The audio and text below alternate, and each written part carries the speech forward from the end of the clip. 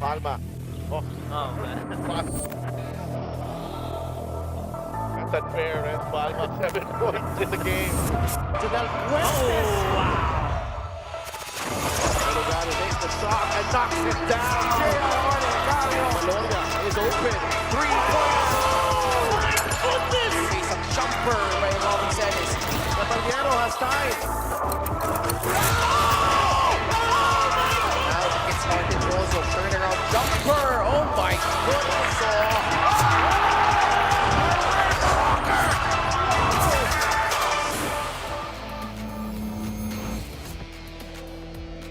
We continue our coverage here at the home of the defending champions, the Pampanga Giant Lanterns. Dito po sa Brenzy Giao Convention Center in the city of San Fernando in Pampanga as we bring you the second game. It's between Junji Halyari of the Sarangani Gripper, the most consistent force para dito sa kanilang kupunan. He will take on one of the rising stars dito sa ating liga, Warlo Batak. And interesting if he could figure things out and help his team make a push towards the playoffs this season. It's the Sarangani Gripper taking on Pasig City in the second game of our Tuesday triple header. This is the Maharlika Pilipinas Basketball League, ang liga ng bawat Pilipino. Ken Pangilinan with Coach Mike Perez, and at courtside we have Miss Lyra Punsalan. Coach Mike, itong dalawang kupunan na ito had slow starts to the season, but they have picked it up, and especially at a crucial juncture here in the season. Yeah, and very true. No, both these teams can really show you that they can play their game, but it's really just a matter of getting a string of wins and good performances for them to have better standings. Of course, you're watching us live on the official Facebook page and YouTube channel, and also on Solar Sports every Mondays, Thursdays, and Saturdays starting at 6 p.m. And now let's shift our focus first on the South Division team. Ito nga, Sarangani Gripper, Coach Mike, na sobrang slow ng start nito. They were 2-9 at one point in the season, but they have won 4 of their last 5 games, including this one against Bacolod, in which sobrang dikit ng laban na ito. 9 ties, 19 lead changes, and it was 71 all late in regulation before Sarangani was able to make some crucial baskets in the end. Oh, lalo na yung 10-point run nila to start the third quarter, to which they ended up by 6. Junji Halyari, like what you said, led all scorers in that game with 16, and King Discamento followed with almost a double-double, 10 points and 9 rebounds in total. Well, they shot the ball pretty much okay at 41%, pero it's the 13 turnovers to which only 10 points ang binigay nila na points of turnovers dito sa Bacolod. And the points in the paint, they were a plus 16 in that department. Second chance opportunities, also a plus 12, 18 versus 6, all in favor of Sarangani. Let's see if their running game will work against the very experienced Pasig City squad, Coach Mike. Dahil itong Pasig, binanggit na natin ang sama nung simula nila. They were at 2-5, but they were able to string in some impressive victories. Although dito sa San Juan, nadapa sila dito. This was their very first home game in 2 years. And although disappointing ito for them, Coach Mike, but maganda yung fight na pinakita nila dito. Yes, indeed. Pero yung ano nila, kailangan ma-address nila yung start of games and start of the third quarter. They only scored 11 points in that game against San Juan. They trailed by as much as 21 points. Shooting only 29% is not gonna cut it, especially you're a -6 when it comes to 3-point makes, let alone only 14% yung 3-point shooting mo in that game. They had more turnovers though, to which they gave up 5 more points of turnovers to San Juan, and the bench, really there was a -14, 20 of the 23 points really coming from Pido, who had 8, Galicia who had 6, and Jagars who had 6. 20 of those 23 really just coming from those 3 guys. Alright, South versus North ulit ang bakbakan natin for our second game. It's Sarangani versus Pasig. Let's go to Miguel Pere for the starting lineups. Number 30, Charles Caliano. Also at guard, number 5, J. Mark Pagliari. Coming in at center, number 13, Koy Alves. Forward, number 52, Lars Sunga. And the other forward, number 12, from Guagua, Pampanga, Martin Cosum. Their head coach is Toto Dohilio. Assistant coaches, Mark Manalang, Joshua Inocentes, John Covarrubias, Jock Labrador, Lawrence Lopez, and Jeff Cleopas. Team manager, architect Andrew Bellarmino. Now, the starting five for Pasig City. Starting at guard number 13, Aaron Morante. Also at guard number 1, Warlo Patak. Playing center number 10, Mark Montuano. Forward number 29, Jacob Galicia. And the other forward number 88, Rocky Asidre. Head coach for Pasig City is Aldrin Morante. Assistant coaches, J.R. Villanueva Lancinco and Richard Rosales. Team owner, Mr. Buddy Encarnado.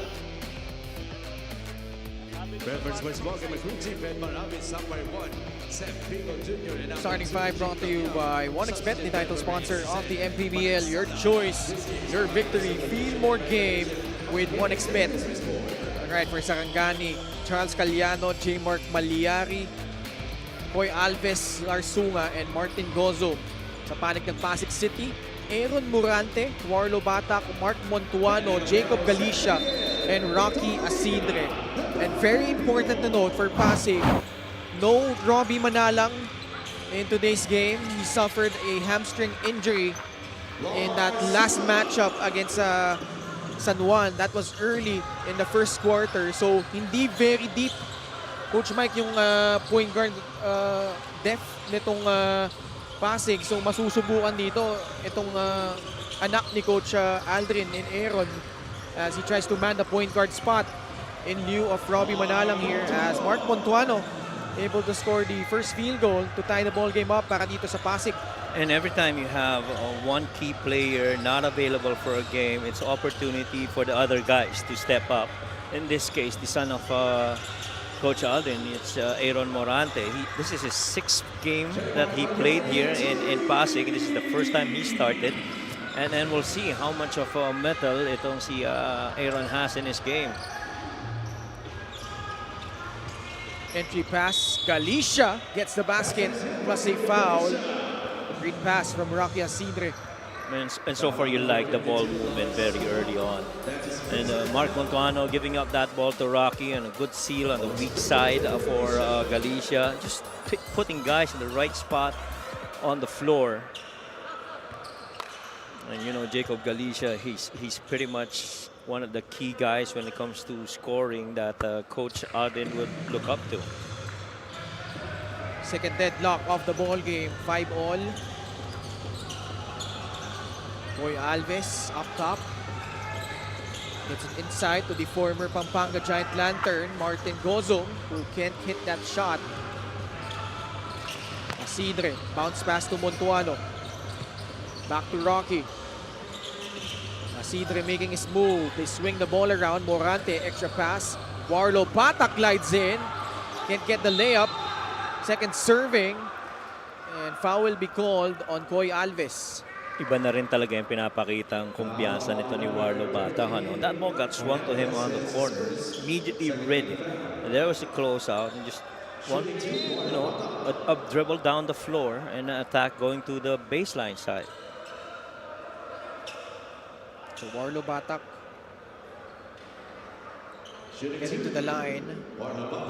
The Malolos Bulacan native, averaging 10.1 points, 66.2% from the line.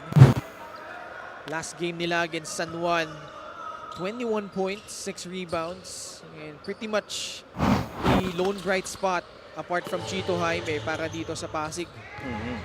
And more importantly, if you're Warlo Batak, you're seeing improved shooting in the last 6 games, comparing it to their first 8 games. Warlo Batak almost tripled his scoring in the last 6 games, 5 points per game in the first 8 games, and later on, he's now averaging 16 points per game, and even on a 53% field goal shooting. And so, scoring very efficiently, that's the thing that's changed for Warlo Batak. Here he goes, getting straight to the cup for another basket. He's been consistently in double-digit scoring, ano, para dito sa sa Pasig. And he has really figured out how to use his athleticism and aggression to this advantage. Yeah, what you like is yung control niya. I mean, when he played for Muntinlupa last year, I did love him playing for the Cagers last season. But you see the maturity coming into this season that has really, in full display para dito kay Warlo Batak. And the thing is, there's still a lot more upside to this young gun of Pasig City. Remember, he's only 25 years old. Ito si Warlo Batak. This guy's a veteran already. Mark Montuano. Oh, but a traveling violation will be called. Basket will not count. Yeah, they call that travel on Mark. But again, ang ganda nung feeding nito ni Rocky Asidre over to Mark Montuano. Really a travel right there. He was going for that basket. Yeah, shuffled his feet before he went for that shot. We have a timeout here with 7 minutes and 11 seconds left. Pasig with a 5-point lead.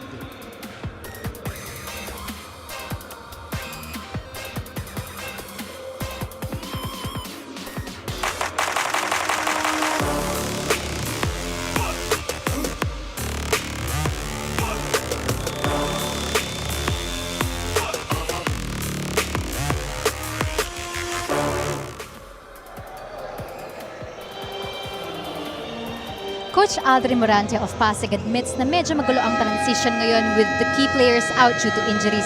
Di daw makakapaglaro sina Manalang at Tamayo while si Chito Jaime is in pero namamaga pa rin daw ang tenga due to bleeding in the last matchup, highlighting how the absences of these players are affecting their usual rotation. With that, Coach Aldrin is now focusing on maximizing the potential of their newly acquired players Gadin and Corpus, who both came from collegiate programs. Inaaral pa nila yung system pero magandang opportunity ito for them, he added. Pasig is bracing for major rotation adjustments in today's matchups, aiming to stay competitive despite the setbacks. Back to you guys. Maraming salamat, Lyra. At ang hirap kasi dyan, Coach Mike, yung mga binanggit na pangalan ni Lyra, mga key players nila yan eh. Robbie Manalang, Lester Tamayo, Chito Jaime.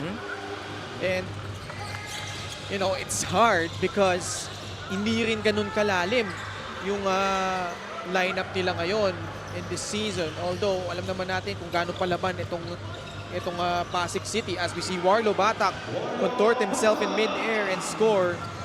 But those are major injuries at a critical part of the season here, Coach Mike. To paint the picture even more on, losing those three guys to injury, those three guys are roughly good for about 25 points per game. You get roughly about 12 from Chito, you get 8 from Robbie, and you get another 5 from Lester Tamayo. And the thing is, in terms of minutes, isa na rin sa mga maraming nakaka-consume ng minuto yan on the floor para dito sa Pasig. But the good news is, the other guys are willing to step up. Fast break of the game, at sa atin yan ng Extreme X-Pop Personal Karaoke Speaker, Everyday Karaoke. At kung ako naman si Warlo Batak, I'm gonna take this opportunity to make the most out of it, understanding that my team needs me. And I need to perform better in the absence of those three key players. And, a lot rests right now on the shoulders of that young man in Warlo Batak. Sunga. In free throw, cutting the lead to 6-14-8. Under 6 minutes remaining here in the first period. Morante will set the table for Pasig City. Tightly guarded by J. Mark Palyari. Pass, Mark Montuano, and banks it in. And a bonus free throw coming up for Mark Montuano. And that Mark, pretty much, when he gets it that close, just want to say this really good read by Aaron Morante of that backdoor cut and that 15-foot jump shot going glass for Mark Montuano. Mark is always pretty much going to take that shot. If you give him that much space, especially top of the key, he is going to take that. Because he is more of a rim looker than he is looking for his teammates. Not because he's selfish, but really because he understands yung capability niya in terms of scoring in the perimeter. And you also like how Aaron Morante is not shying away from the pressure. Agree. And he's doing pretty good right now, itong si Aaron Morante. Huwag natin kalilimutan, itong si Aaron Morante, dati itong naging team captain ng San Beda Red Caps sa Alabang. He's part of that champion team in the NCAA South. And though one might say that's a different league altogether, but yes, so far, his contributions here as a pro, he's doing his best to help out his dad and his team. Pit Jimenez floats it up. Can't get it to go. Morante, great pass. The outlet going to Warlo Batak for the basket. the upside keeps getting higher for Warlo Batak. How much more can you say about this young man? He truly has blossomed into the player that he hopes to be. Palyari with the mid-range jumper. 19-10 Pasig with a 9-point lead. Past the halfway point of the first quarter. Morante tries a three off the mark. Galicia natapikan. And it went off his leg. And right now, Rocky Asidre has swung over to the point guard situation with pressure really being put on by Sarangani on the primary ball handlers of Pasig. Jimenez, tough catch. Steps back. Dumps it inside to Brillantes, who flips it up and in. Good putback by Brillantes. Only good for about 2.5 points per game. 46% shooter as well when Aaron loses that rock. Jimenez sets his feet, fires from beyond the arc, no good. Brillantes and Montuano wrestling for that basketball. Pasig City will get the possession via the possession arrow. Play of the game brought to you by 1xBet, the title sponsor of the MPBL. Your choice, your victory. Feel more game with 1xBet. The pass that leads to the pass. Rocky Asidre feeds it off to Mark Montuano. Ball on the post, weak side 45 cut. Pretty much easy basket for Jacob Galicia. And those three have been playing really good basketball so far in the first quarter. Galicia is the ball was stolen away from him, leading to this fast break opportunity for J. Mark Malyari, who will go to the line for 2 shots. J. Mark really seeing that spot quickly as he tries to challenge the defender right in front of him. And one of the guys that's pretty much a leader when it comes to assists para dito sa Sarangani. About 5 assists per game para dito kay J. Mark. Coach Toto Dohilio. Malyari sinking both free throws. From Garcia coming in. Meanwhile, let's go to Miss Lyra Punsalan. Coach Toto Dohilio has undeniably given Sarangani a fresh identity this season. A new system, firmer structure, and a mindset anchored on discipline and confidence. Known for his strict but uplifting approach, Coach Toto makes sure each player feels ready before stepping onto the court. The players hold him in high regard, saying he doesn't waste a single moment in training, constantly pushing them to be in top shape.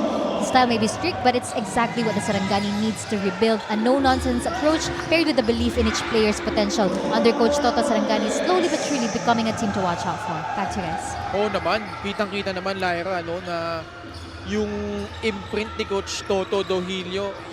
They had a tough start. They lost their first game under Coach Toto to Batangas. But since then, they have racked up important victories here, Coach Mike. And nakita natin, particularly those big wins over Manila, Cebu, and then laban naman sa Bacolod have pushed them to this record of 5-11. Yeah, and 3 of 4 in the last 4 games. And you pretty much understand, si Coach Toto talagang nakikinig sa mga players, gives them a lot of freedom and allows them to be creative on the floor. And kind of like a lot of players want to play for him. 23-16, Pasig City with a 7-point lead. Jess Kilatan is in for the guys in blue. Warlo Batak. Josan Nimes nasa loob na rin. Jay Gars against Kit Jimenez. Montuano fakes. 2 seconds remaining. Off-balance shot, no good. Malyari gets past Jerome Garcia. Got hit in the head. And 2 free throws coming up for J. Mark Malyari. Well, you love that Mark Montuano gets the ball from the perimeter, but that time around against the defense of Koya Alves, really didn't have anywhere to go. So that shot was pretty much forced, especially with the clock going down on him. J. Mark Malyari though got shaken up on that last play. A minute and 48 left here in the first. 7-point lead pa rin para sa Pasig. Pasig is currently at the 8th spot in the North Division standings. Oh, yeah. There was a swipe.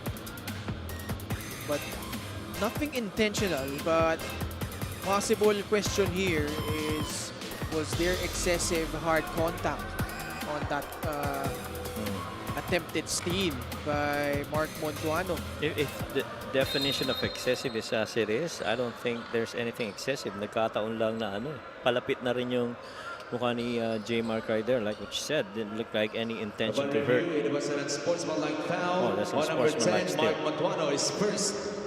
So it's a play on the head.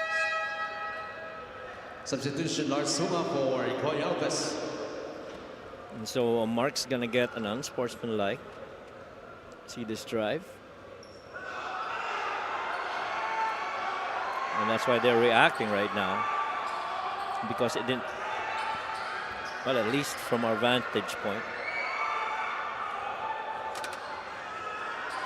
So yun nga to your point, Coach Mike, palagay ko, yun yung Kinokontest nila. Pasig, right. Two free throws for Kasi yun nga, excessive hard contact, yun naging criteria in determining that unsportsmanlike foul. So Malyari, 2 shots plus ball possession for the Sarangani gripper.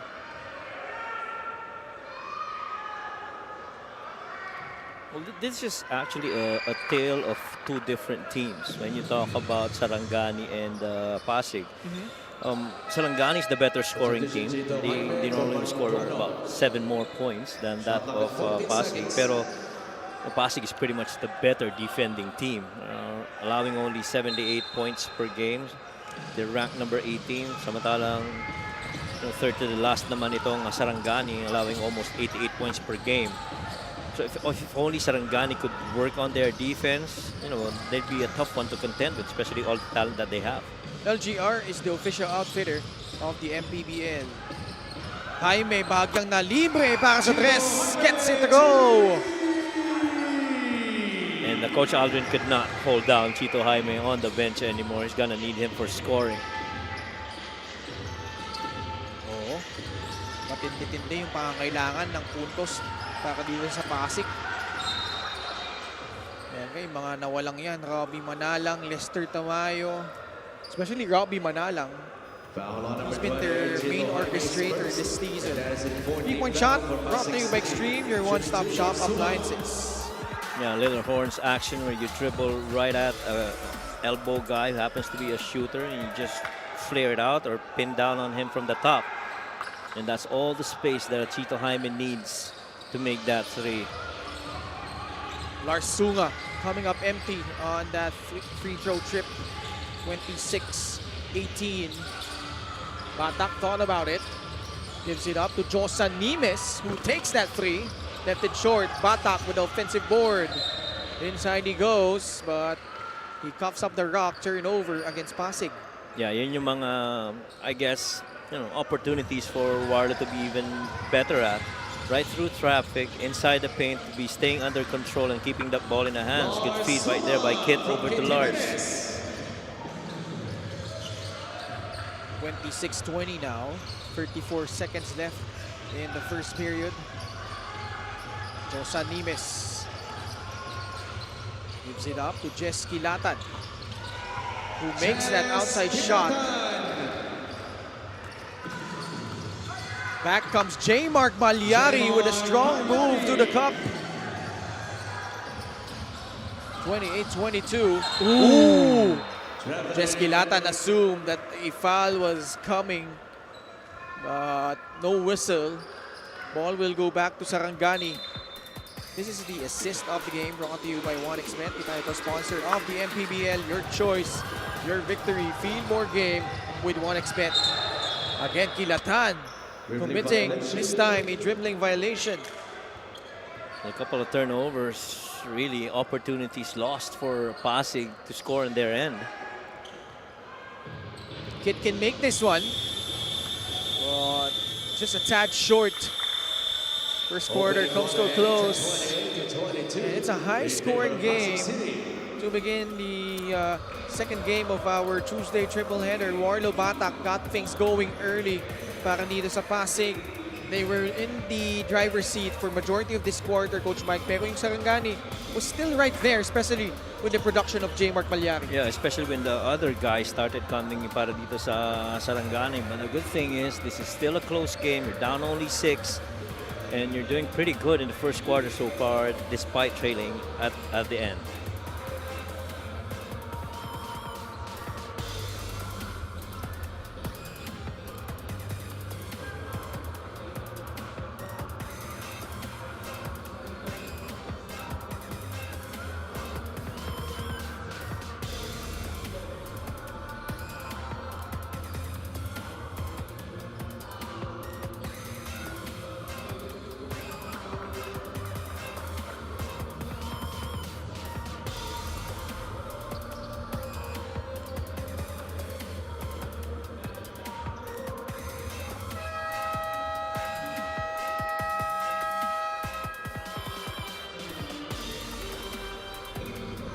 Back with us here inside the Brenzy Giao Convention Center.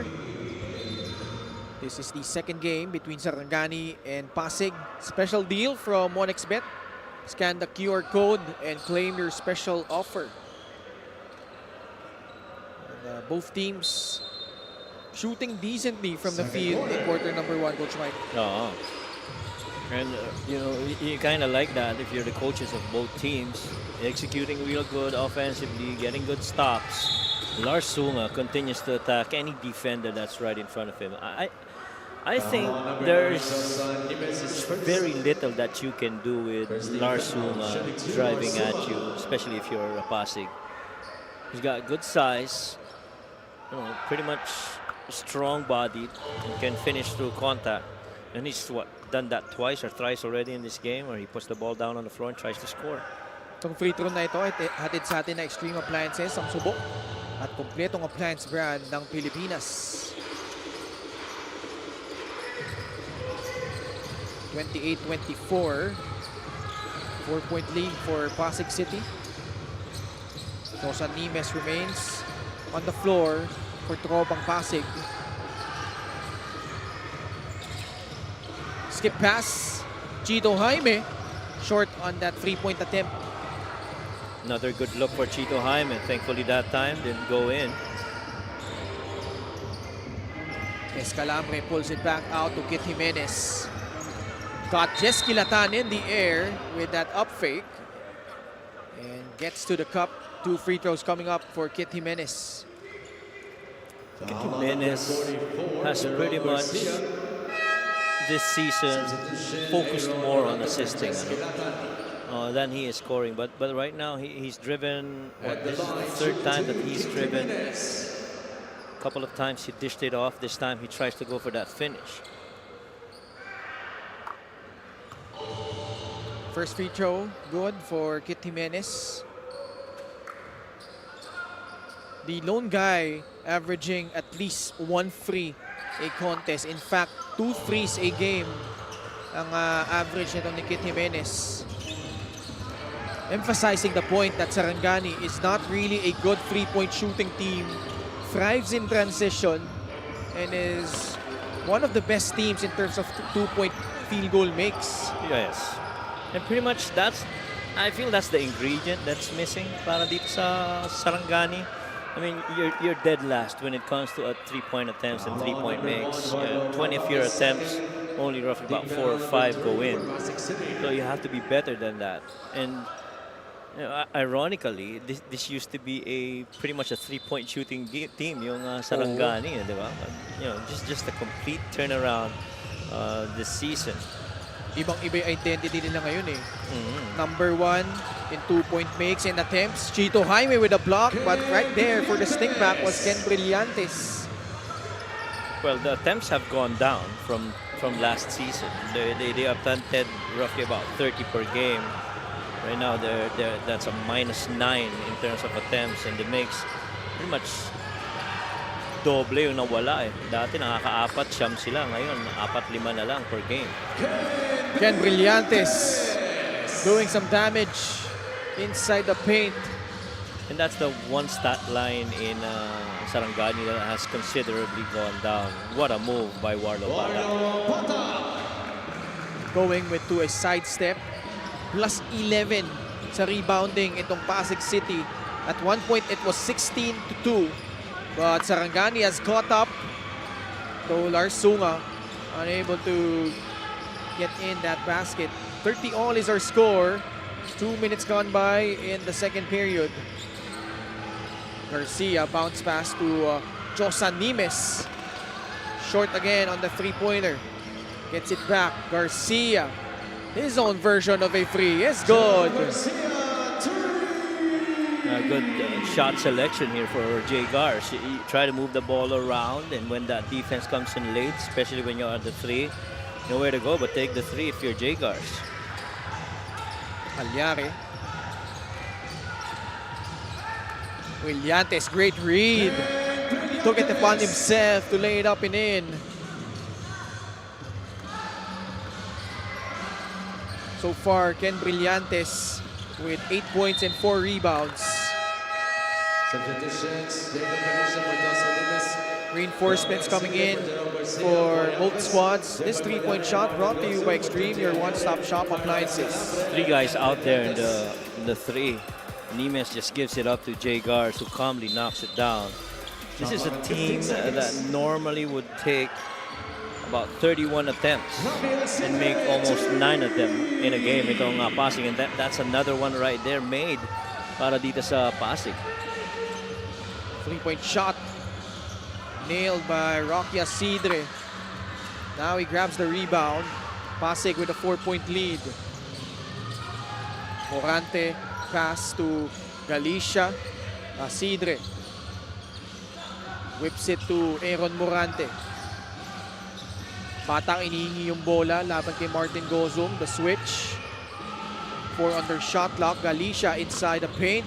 Scores off the glass. Oh, Galicia's been pretty good. He's got 9 points so far. He hasn't missed yet. He's 4 out of 4. Go with a couple of rebounds. Long three-point shot resulting into a miss from Kit Jimenez.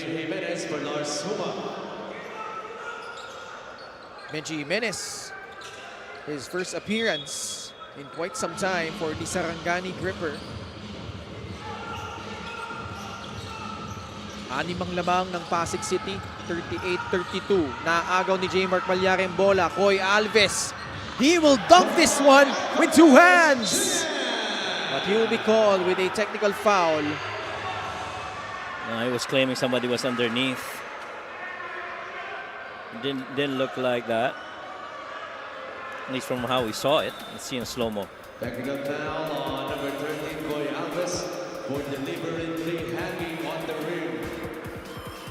Yeah, nobody was near him. Minsan kasi ganun eh. May excite ka, magse-celebrate ka eh, di ba? Technical free throw for Rocky Asidre. So Rocky Asidre will shoot the technical free throw.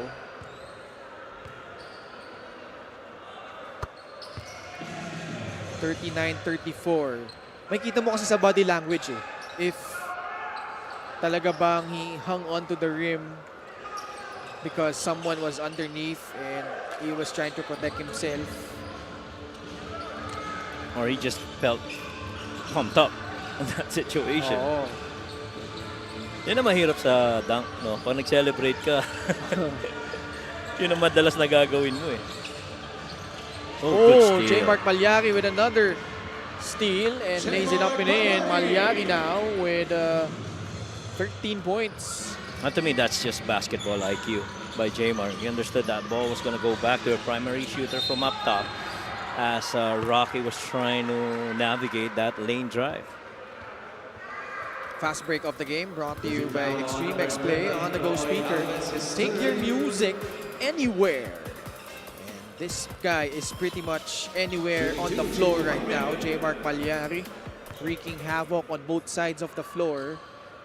Chito Jaime, despite him being one of the top 3-point shooters in the league, has struggled from the line this season.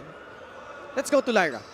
Visible pa rin ang pamamaga ng tenga ni Chito Jaime matapos ang bleeding incident niya in their last game, but that did not stop him from suiting up for Pasig today. Supposedly lalabas lang siya kung talagang kailangan, but with the urgency of this matchup, kailangan na agad ang veteran presence niya. Ramdam pa raw ni Chito ang kirot, pero alam niyang crucial ang laban na ito. Hindi pwedeng magpahinga ngayon, he said, showing his trademark grit and leadership. Even in pain, he continues to anchor Pasig with the heart and hustle he's long been known for. Back to you guys. Oh yeah, that's been part of his resume here in the league. Si Chito Jaime. Right smack the middle. Malyari barrels into Aaron Morante, and Morante drawing a charge. Yeah, just really good defensive stop there by Aaron Morante, and J Mark really for the most part was, I feel, trying to take advantage of that situation with Aaron defending against him. Pretty much every time that J Mark sees Aaron, he attacks the defense.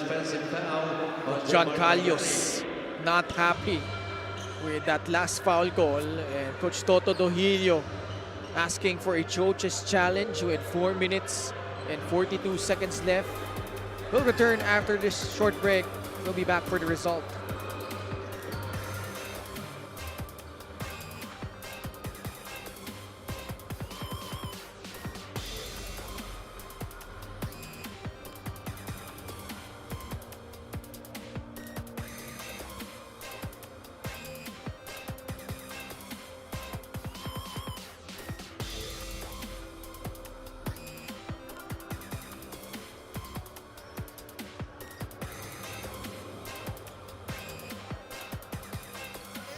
Upon review, the challenge was unsuccessful.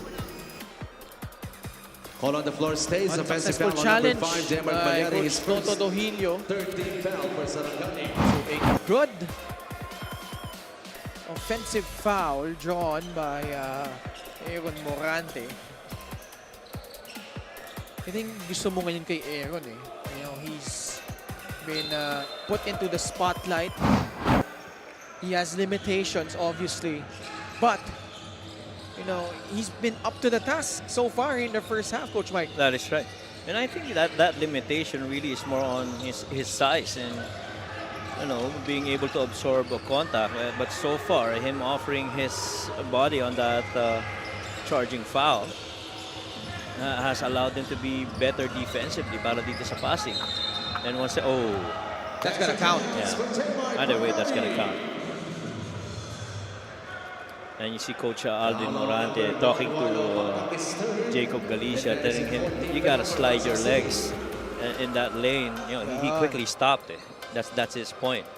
The game brought to you by 1xBet, the title sponsor of the MPBL. Your choice, your victory, feel more game in 1xBet. Yeah, because if you get beat that side of the floor, that practically leaves that corner guy to help out, leading out the corner shooter, holding that three. And so, especially if that's a good three-point shooter, you're putting a lot of strain defensively on your teammate.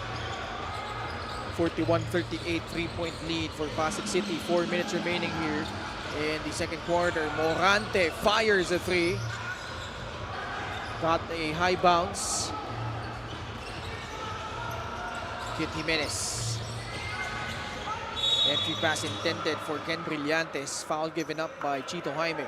Ganda rin ang pagkakabasa ni Chito, pero natawagan siya ng foul. He understood that ball was gonna be reversed that side of the floor to Brillantes. Tried to three-force him on that top side, but he was late. Got called for that foul.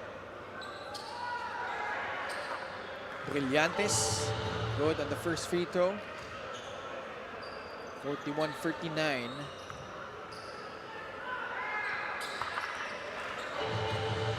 Turned out to be quite a serviceable big for Coach Toto Dohilio. And rebounds so far pretty much controlled by Pasig in this game. Saka evident din since Coach Toto Dohilio took over, drastically nawala sa rotation si RV Brinas eh. And si Brillantes yung pumasok doon alongside of course Koy Alves in there, Si Chito Jaime way off on that three-point shot. Malyari, Jimenez thought about it. And they're gonna attack that defense of Aaron every time. Morante momentarily lost control, gives it up to Chito Jaime. Chito, flip shot, wala. Gets it back. Oh, wow. Jaime again, the oldest guy on the floor, doing the most effort on the glass and gets it up and in. And just no let up for the veteran Chito Jaime. Missing a shot, getting the rebound, getting it twice before putting it back in for those two. Short stab by Gozom, wala. Bola mananatili sa panig ng Sarangani. Coach Aldrin is getting quality minutes from Aaron Morante right now. Sure, he's going to be attacked every time down the floor defensively, but he's holding his ground. He's doing his best against these bigger, stronger opponents of his. Gozom, binuntahan si J. Mark Palyari. J. Mark inside the paint. Brillantes na naman! Second chance points coming in handy for Sarangani. Ganda ng pinapakita ni Brillantes dito. Just staying active inside the paint and making things happen for Sarangani. Ken Brillantes with 12 points and 6 rebounds. And they have cut this lead down to a single point, 43-42 with 2 minutes and 10 seconds remaining in the second period.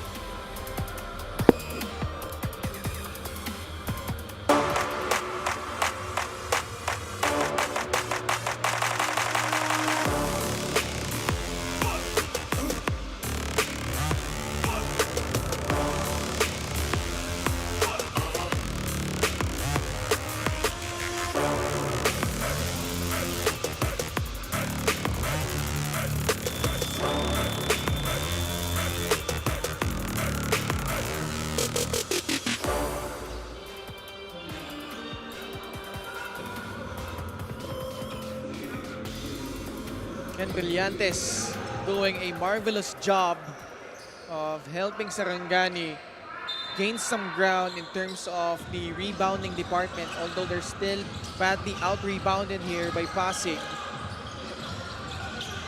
But just down by a point. Sindre with his second triple brings the lead back up to 4, 46-42. Fourth made triple for Sarangani. For Pasig, rather.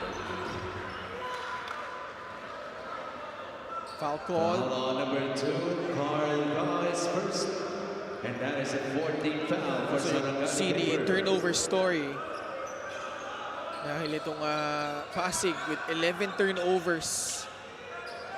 7 steals for the gripper.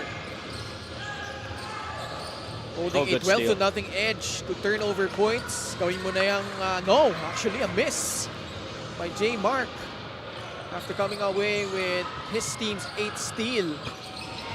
At itong Pasig City naman converting on their first 2 turnover points.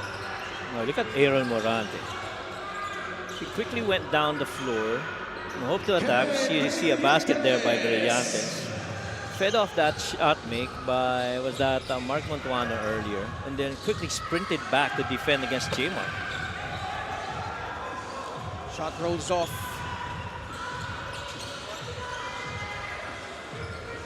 Malyari. Benji Jimenez can't get it to go. 54 seconds left in the first half. Jerome Garcia. Libre si Asidre, hindi niya nakita. Montuano, back to Morante. Garcia thought about it. 8 seconds on their shot clock. J. Gars in the paint. Hacking foul called on J. Mark Malyari. Foul number 5, J. Mark. J. Mark saying he got all ball on that dig. Assist of the game brought to you by 1xBet, the title sponsor of the MPBL. Your choice, your victory. Feel more game with 1xBet. Ganda ng pasa, yung drop pass na yun. Pocket pass for Brillantes. Hindi naman pinahiya ni Brillantes. Jerome Garcia, former EAC general. split. I'm sorry. Both misses from the line. 48-44. Palyari.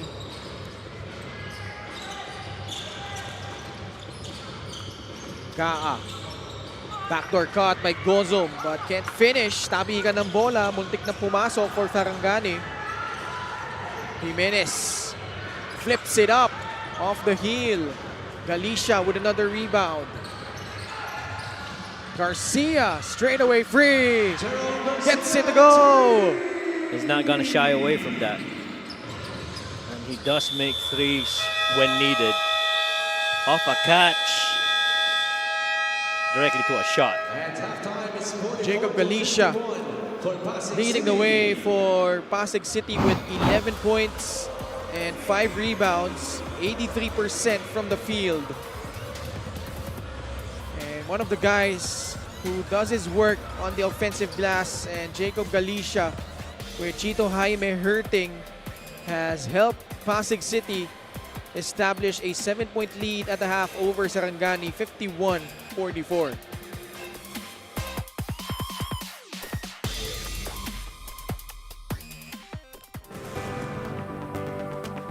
I came from nothing.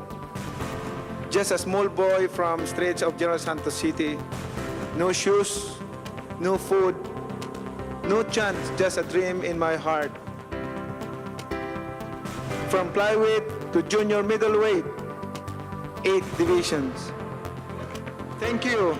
Mabuhay ang Pilipinas. Mabuhay ang bawat Pilipinong nangangarap at lumalaban. This is our victory. This is our story. And the best is yet to come.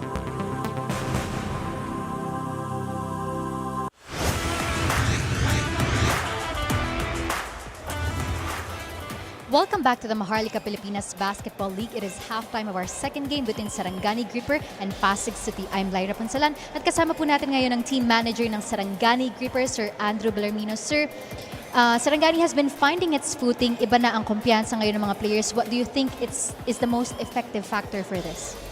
Right now, yung continuous ang practice pa rin namin. No? Lagi kaming everyday nag-i-improve, nagdadagdag ng mga plays. So, it's a learning process pa rin talaga hanggang ngayon sa amin. Every game namin, talagang pinipilit namin mag-improve at magbago yung system namin. And what's your message to the players for such a crucial game? Okay. Yung sponsors namin, no? Thank you sa Gripper Motorcycle, Tires, Sogo, RK Hoops, BNL Builders, Food Coma Manila, 69 Pong, Sol Sporting Goods, Red Dynasty, Jacob and Hats, Biton, and MPBL President Coach Jan Calios and Commissioner Heidi Ong. Good luck sa opening sa 29. Maraming salamat, Sir Andrew Bellarmino of the Sarangani Gripper. MPBL will be back.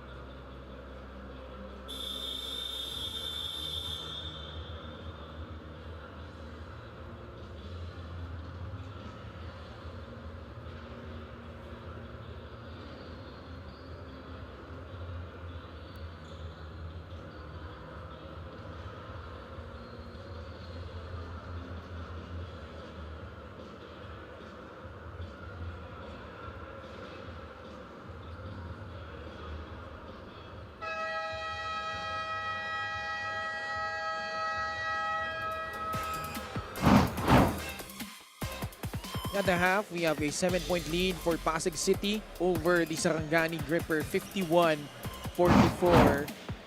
And Coach Mike, very peculiar, no? Yung mga nagiging trend so far in the first half. Biggest lead of Pasig was at 11 points, 19-8. They were in the majority in the lead in the first 2 quarters. Sarangani, majority of the time, played catch-up in this ball game, but parang di mo nahanapan ng rhythm so far for either squads in the first 2 quarters. Yeah, actually, this game started out pretty odd, especially when we talked about Pasig being the better defensive team. But right now, it seems that Sarangani is the better defensive team, having forced Pasig into 12 turnovers, and to which they got 12 points out of it. But the assists, though, total team play really more for Pasig. That's 18 and 11 in that department. And so when you look at it, it really seems to be more about, Sarangani being able to attack the paint, getting more fouls, which ang ganda rin ang discrepancy pagdating dyan, which is a +7 advantage it makes from the free throw line para dito sa Sarangani. And you saw J. Mark Malyari, Ken Villarrealtes combined for 29 points for Sarangani. For Pasig naman, Jacob Galicia, the lone guy in double figures with 11 points. Again, if you just tuned in, Pasig City is missing the services of Robbie Manalang, and Keith Pito is not part of their lineup today. So si Aaron Morante yung naatasan mag-step up playing that point guard spot for Coach Aldrin, and despite not having any points, does have 4 rebounds and 6 assists in 15 minutes. Yeah, an impressive showing for Aaron Morante. I mean, holding his ground. He does not need to score so much because he's pretty much surrounded with a lot of scorers. I mean, Warlow's got 9, Montuano's got 9, and then Jacob Galicia, those 3 starters totaling for 29 points already, and Jay Gars coming up with 8 coming off the bench. Now, what's impressive for Sarangani is you see a 3-pointer make there by Rocky Asidre. Was, itong si Ken Brillantes was 6 out of 6 from the field to go with 9 rebounds and 4 offensive rebounds altogether. And he's just been a valuable piece in the rotation for Coach Toto so far in the first half. Malyari putting his first 3-point shot of the ball game with a total of 17 points. Warlo Batak comes on the other side. He's the second guy in double figures for Pasig City with 11. He's been in really good mood and rhythm here to start the third quarter. Medyo nag-slow down ng konti yung production niya early in the game because of those couple of turnovers that he committed, but pretty much a good start here in the third para kay Warlo. Nakaagaw ang Pasig City. Morante, skip pass. Asindre free for a free off the mark. And Warlo Batak's effort gives Pasig City another possession. And Rocky Asidre is roughly about a 35% 3-point shooter, and so you pretty much want him to take that shot. Coach Aldrin wants more spacing. In comes Jerome Garcia for Tropang Pasig.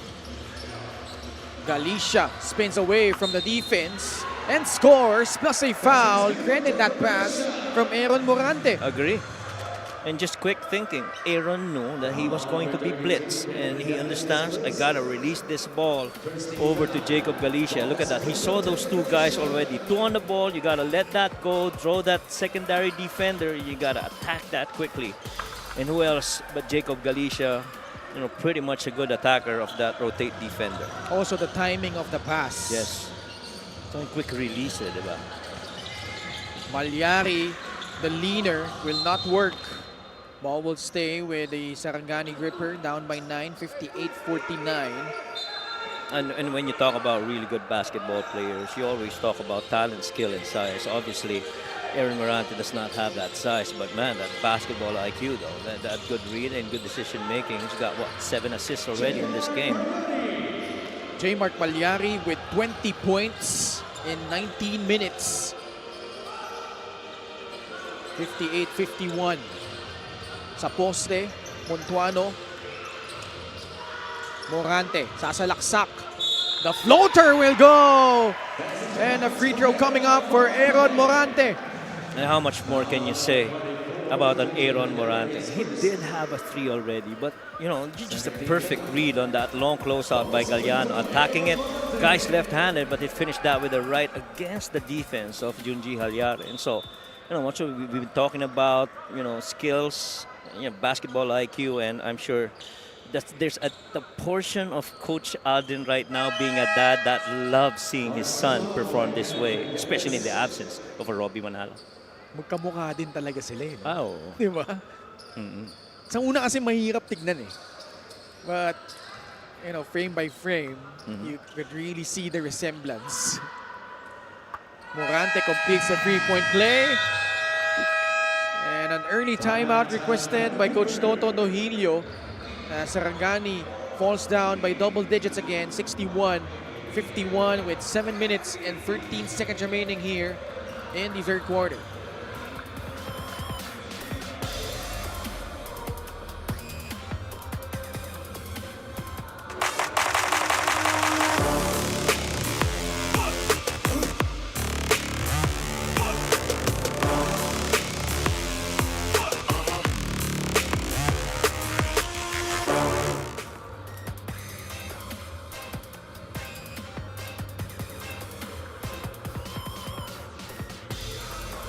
Still here at the Brenzy Giao Convention Center as we have a special deal from 1xBet. Scan a QR code and claim your special offer. Ken Panglinan with Coach Mike Perez, and at courtside we have San Fernando's own Miss Lyra Punsalan.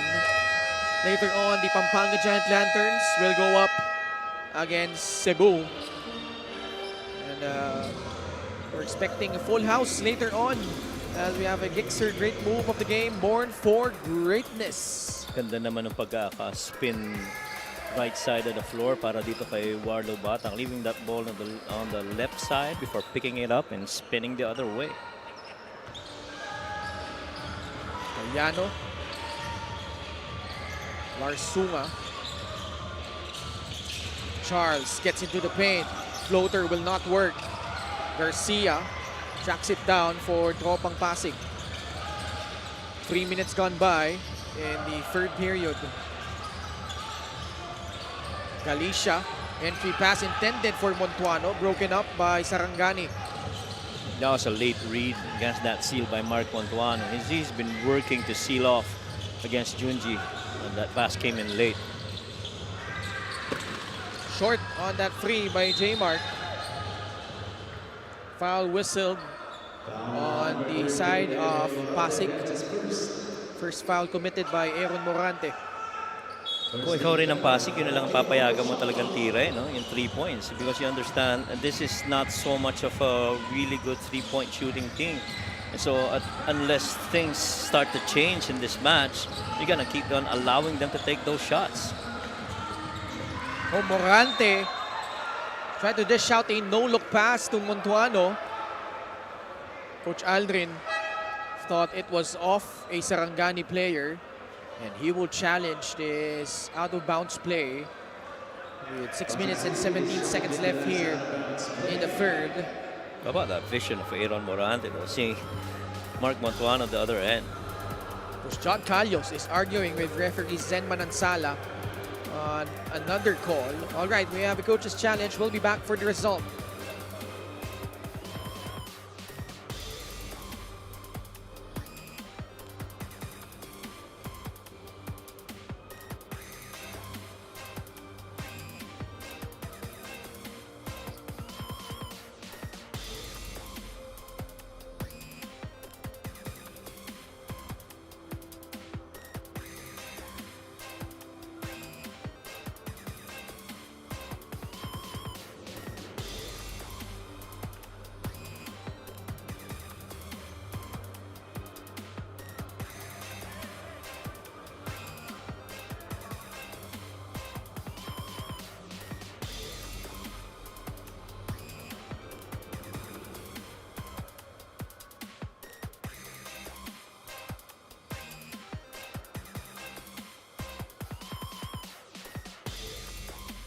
Upon review, the challenge was successful. Ball possession for Good Pasig challenge City. by Coach Aldrin Morante here, Coach Mike. And I guess he saw that clearly since it happened right in front of them. And so, Oo. oh yeah, pretty much. Calyano. Yung nakatapik. Baseline inbound para sa tropang Pasig. Garcia comes out. Lobs it inside to Jacob Galicia. In trouble. Ball stolen away by Sarangani. Tatakbo dito si Kit Jimenez. Kick out pass. Maliari found about it. J. Mark spins off the glass. Rolls out. But the putback is there for the Sarangani gripper. I thought somebody touched that rim. Gumalaw yung net, no? The referee's gonna allow them to go ahead and play. Morante fouled by Charles Calyano. And Aaron Morante's been pretty much hounded almost the entire game. See that again. Took that shot. Oh, somebody touched it, Charles. yeah. So yun nga, may humila sa net eh. That was Junji. So it could have been offensive interference there. 61-53. 8-point lead. Aaron Morante goes back to the bench. Jeski Latan comes in. And then this rotation of Aaron Morante and Jess Kilatan has so far worked wonders for Coach Alvin Morante. You know? Both these guys filling in real good. Another foul on Charles here. Jacob Galicia back at the line. Former Imos player, Jacob Galicia. Naglaro din ba siya? Well, before that, LGR is the official outfitter of the MPBL. Naglaro ba si Jacob under Coach Alvin sa PMMS? I'm not so sure about that, but most probably. Because he also played for Philippine Merchant Oh yeah. Marine School. Okay, if that's the case, then he did play Diba? for Coach Alvin. Because I do understand that Coach Alvin and at some point Coach Alvin and even Coach Marlon Martin were together in the coaching staff of PMMS. Nice. That's a maritime school down there in the south, in the Las Piñas area. 63-53, 10-point lead enjoyed by Pasig City. We're approaching now the halfway point of the third.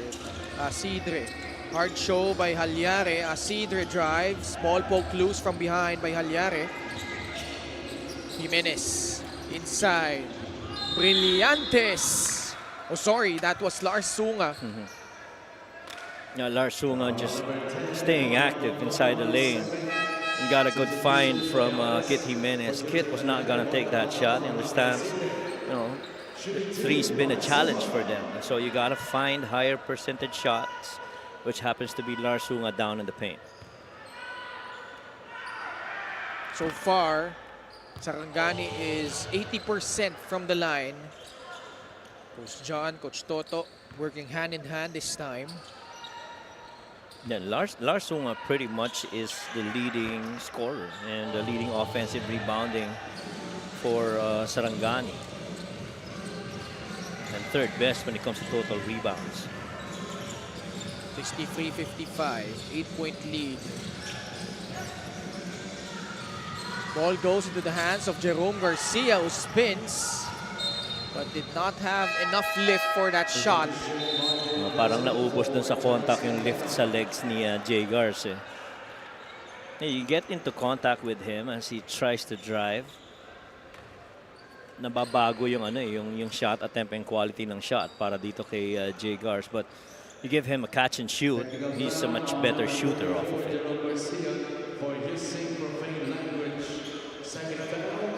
Jerome Garcia got teed up after he had some sweet nothings for our game officials.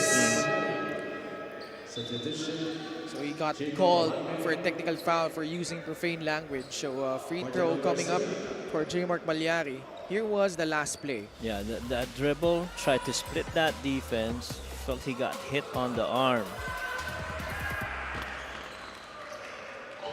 Free throw na ipasok ni J. Mark. Currently has 21 points. Marlo Batak babalik for Jerome Garcia. Chito Jaime nasa loob na rin para sa Pasig City. 4:30 left here in the third. 7-point lead. Kit Jimenez on the right side. Now slides back for a free. Nothing really working so far for Kit Jimenez. And that's the shot that you're pretty much willing to allow Sarangani. Good turnover here, run for Sarangani.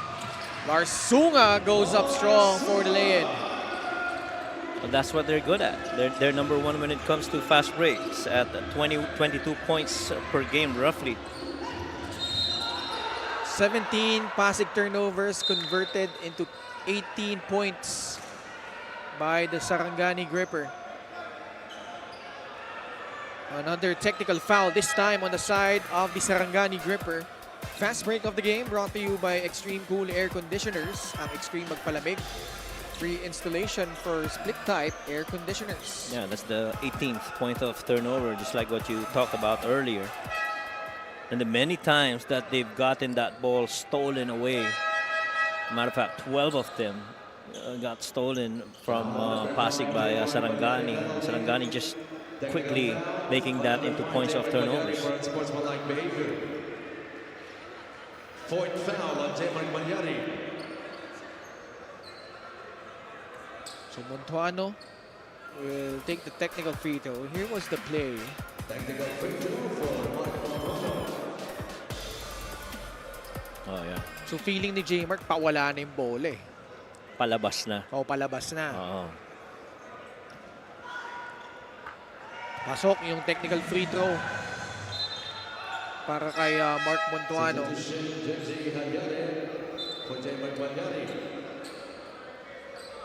Junji Alyari comes in. Two free throws for Jesky Latan at the line. Isa pang wala for Pasig City that could have helped them is Christian Rivera. Yes, that's right. That's one other guy that can help out defensively, especially para dito sa Pasig. Tsaka kaya din niya magbaba ng bola. Correct. He's a big guard that could play 1-2-4.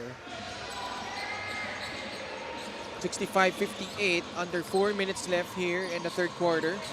Very athletic din, ano, Ken? Sunga. Got hit in the head. Foul called. Of course, John Call used to live it.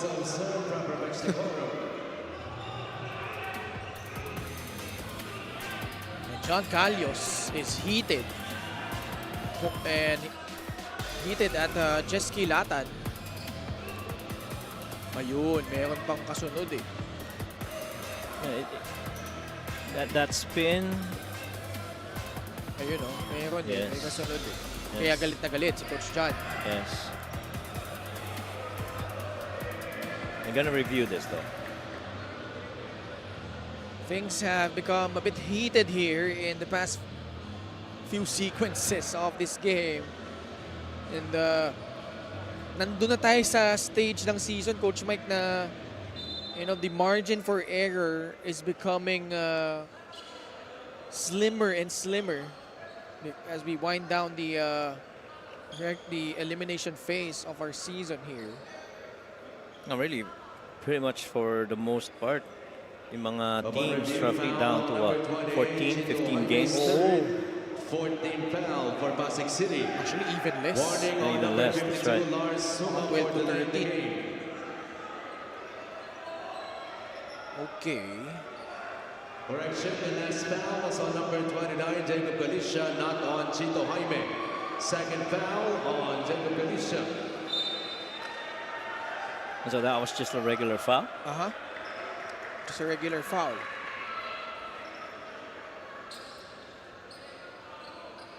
And it did look like it. As he was spinning, going middle, I just thought that it was already a shot up for him to make. Martin Gozom short from downtown. Dilatan will set the table for Pasig. Batak goes to Chito Jaime. Way off on that shot. Martin Gozom in transition. Gozom flips it up. Will head to the line for 2 shots. It's when the defense is not set up that they keep on attacking transition para dito sa Sarangani. And you have enough finishers and enough really good decision makers in the open that makes that to your advantage if you're Sarangani. Martin Gozom, former Our Lady of Fatima University standout. Played with Joseph Marquez there. Lumuwa yung pangalawa under Coach Ralph Rivera. Matindi din ha, yung mga kupunan na hinawakan ni Coach Ralph doon for all fu. Jaime hops into the paint. Tapikan ng bola, babalik kay Chito. Jaime, wala pa din. Grabe yung tinatrabaho ni Chito Jaime sa offensive boards. Hindi ganun kadali yan ha. Especially for a veteran like him who just keeps getting himself inside the paint trying to score. Coach Alden right now, as he looks over to the bench, I'm sure we don't have a Lester Tamay, we don't have a Philip Manala. So he's right now turning to Rocky to come in. This free throw brought to you by Extreme Appliances, ang subok at kompletong appliance brand ng Pilipinas. Koy Alves, one of the guys, the bigs na nakakatulong dito sa Sarangani.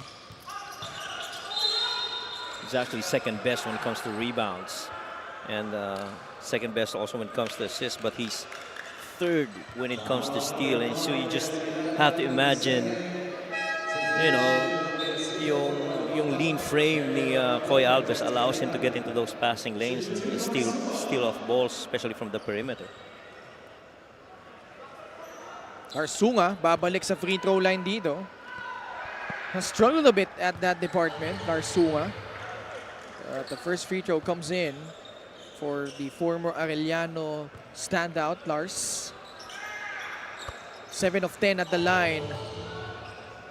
13 points. Tatlo na lang ang lamang ng Pasig. 65-62. Scoring's definitely slowed down here for Pasig for quite a while. Morante, entry pass. Galicia flips it up. No. Hit Jimenez. Grabs the board. A makeable shot inside the paint, which they missed. And ball will stay with Sarangani with 16 on their shot clock. It's important for you guys for Sarangani to look inside the paint. You've got Larsunga and there you go. Fumble though. Hit Jimenez. Pass intended to Koy Alves. Can't control it though. Sumobrang lakas ng pasa ni Kit. But he liked that matchup against Chito Jaime. Underneath, he felt that was advantage to Koy Alves, but Koy not ready to accept that pass from Kit.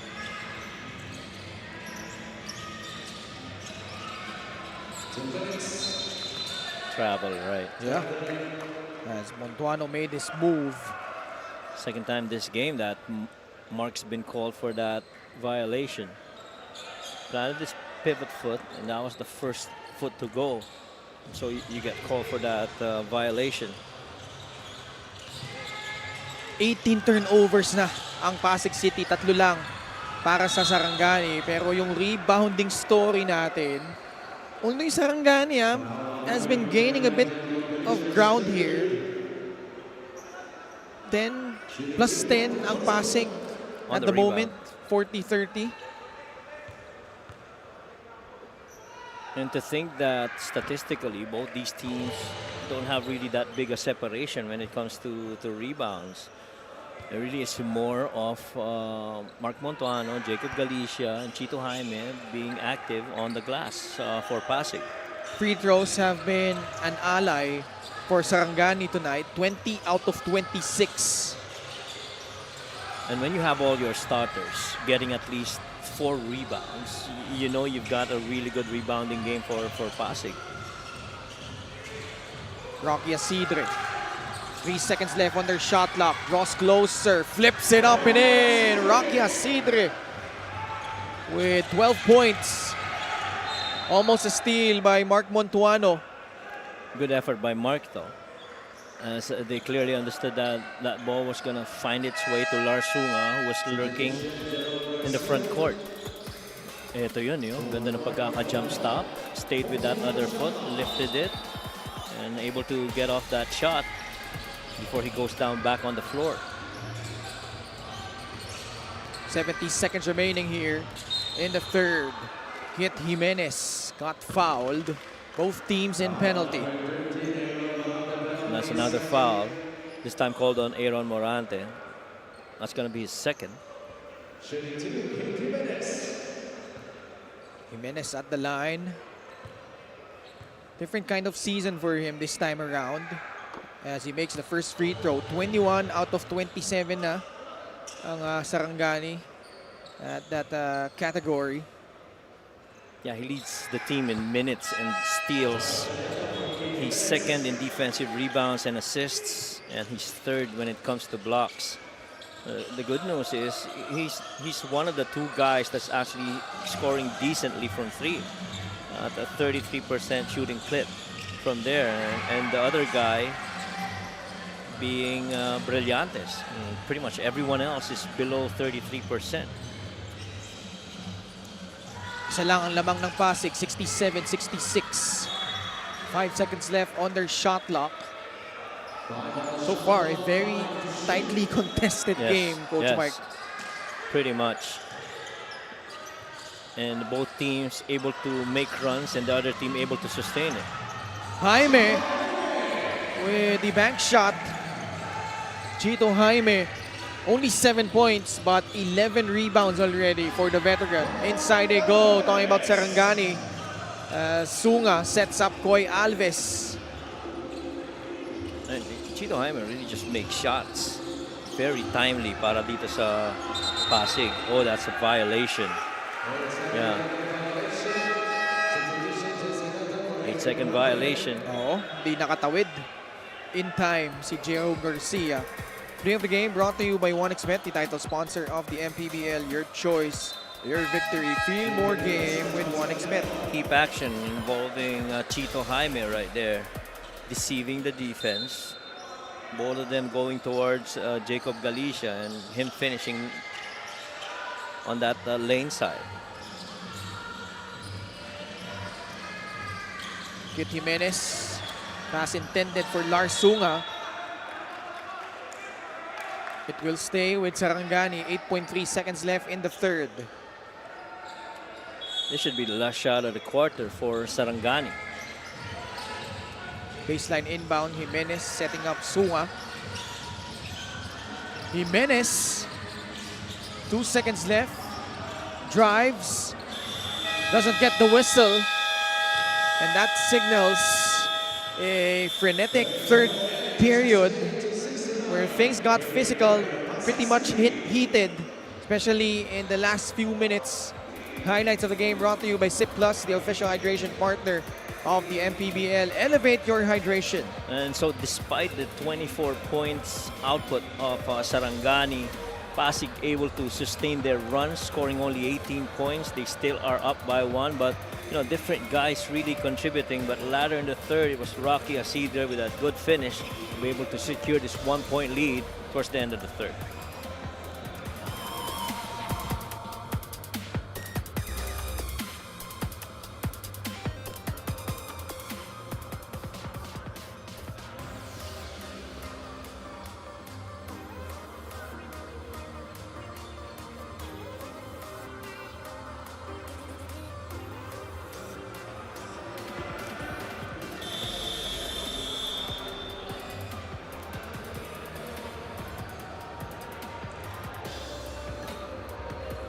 Gixer fan of the game, born for greatness. At At nandito pa rin po tayo sa loob ng Brenzy Giao Convention Center. Our 4th time this season. At maya-maya lamang po matutunghayan natin ang pagdepensa ng Pampanga Giant Lanterns sa kanilang baluarte. Kalaban nila ang New Look Cebu. That should be something to look forward to just before this game. Well, right after this game between Sarangani and Pasig. Quarter scoring natin, matataas 28-22 in favor of Pasig. 23-22 sa kanila pa din. They had a 9-point lead at that half. Or 7-point lead at the half. Pero bumawi ng Sarangani dito in the third, 24-18. And then to open up this period, the basket by Koy Alves. And you always try to go to where you're most comfortable, scoring in the paint. And another good feed by Kit Jimenez on that short roll by Alves down the gut of the defense. And that's another point in the paint for them. And right now in that department, this is a +12 favor for Sarangani. Pasig short-handed at the moment as Rocky Asidre straight to the cup for his 14th point. Staying consistent, Rocky Asidre has been for Pasig. Leading the team, orchestrating, assisting. Alves off the glass and in. 4 quick ones for Koy. 9 points already. Sorry, 11 points now for Koy Alves to go along with his 3 rebounds. Foul whistled against Sarangani.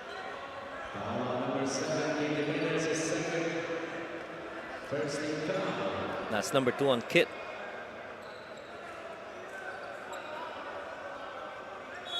Jimenez, despite his struggles, does have 7 assists.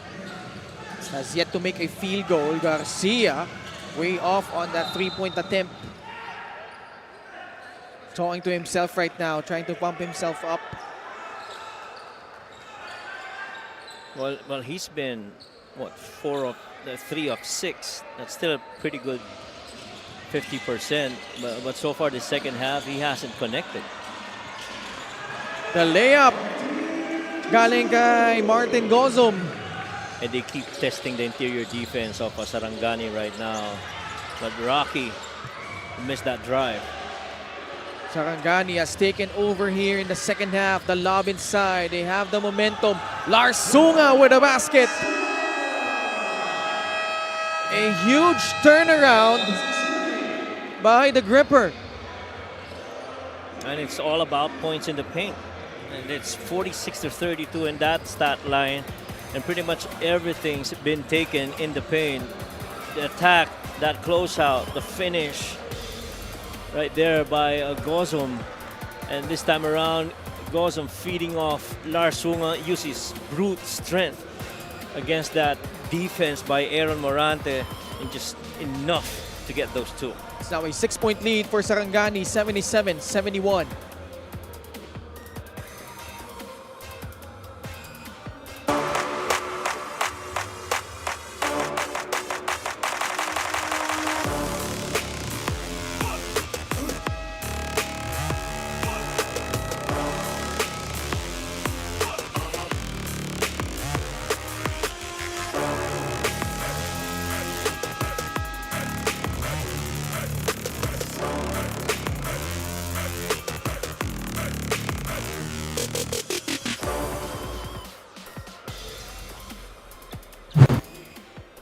Koy Alves against Bacolod. 11 points, 6 rebounds, 3 steals, and 2 blocks. Had a slow start tonight, but has picked it up. 12 points, 3 rebounds. Most of them coming in this very crucial 4th quarter where they have taken the lead 77-71. And a steal leads to a basket by Charles Caliano. And now Aaron Monardes getting attacked here defensively. And that's an unsportsmanlike couple of turnovers here. Aaron turns the ball over and gets into an offensive foul situation. Not a good start to the fourth. Unsportsmanlike foul on number 13. Yeah, there you go. That's that arm pretty much right on the neck of Caliano. Aaron Morante pretty much has had the number of Caliano through the first 3 quarters, but Caliano just turning on tighter screws against Aaron. Yeah. And definitely the frustration got the best of Aaron Morante in that one. Charles Caliano at the line. And this is where really composure comes into play, especially in a close game like this.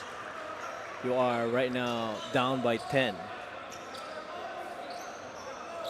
And a good start by Sarangani.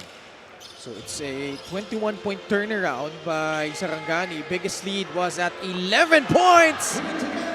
The long bomb from Kit Jimenez, his first field goal of the ball game. It's a 14-2 quarter right now to start off, and Pasig's got to respond here. Kit Jimenez was 0 out of 9 before that long 3-point shot. Chito Jaime trying to keep them in it. Jaime with his 9th point. 84-73. Jimenez. The backdoor cut by Hualyare. Can't convert. He got fouled, and offensive rebounds have crept up as well. That's the 16th offensive rebound by the Sarangani gripper. And Sarangani is right now pretty close to their average points in the paints. They're averaging, they are number 1 in that department, 49%. Right now they're at that 48.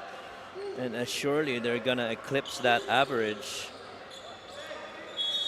And a short night for Warlo Batak. Fouling out with 11 points. Just played almost 21 minutes. Jimenez has found his groove. Another setup job. Papunta dito kay Junji Hualyare. And ramdam mo yung aggression to attack the paint right now. That's 50 points already inside the paint. You see that drive right there. Mark Montuano had to commit against Kit Jimenez only because that's Kit. But that weak side secondary guy diving alongside Kit, finding Junji for that good finish. Kit Jimenez. Well, before that, Junji Hualyare was solid against Bacolod as usual. 16 points. 50 of those coming in the second half. And tonight, Junji Hualyare only 5 points. As Mark Montuano scores from 3, cutting it to 11 points, 87-76. Still a long way to go if you're Pasig City. Oh yeah, definitely. Long 3 by Kit, no good. Hualyare got pushed by Chito Jaime. Chito got airborne. Yeah. Good control by Junji Hualyare. Junji is a close second best scorer para dito sa Sarangani. Their number 1 guy is really Lars Hunga, who's got 11.1. He's got 11. That's pretty close. But the thing is, him being the second best when it comes to steals really says a lot of how defensive-minded as well this guy right here on the line, Junji Hualyare, is. Magkakadikit kasi sila dyan sa scoring department, no? And different guys taking over in different games. 5 points, 6 rebounds. Missed the free throw.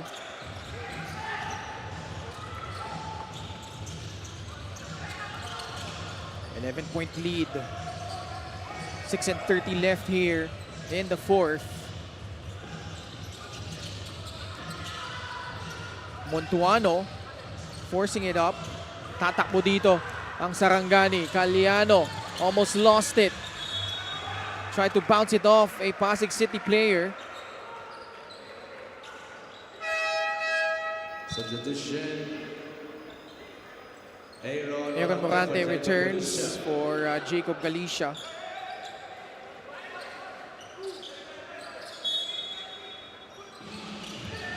Uy, nakanakaw pa ang Sarangani. And Junji Alyare was uncontested here.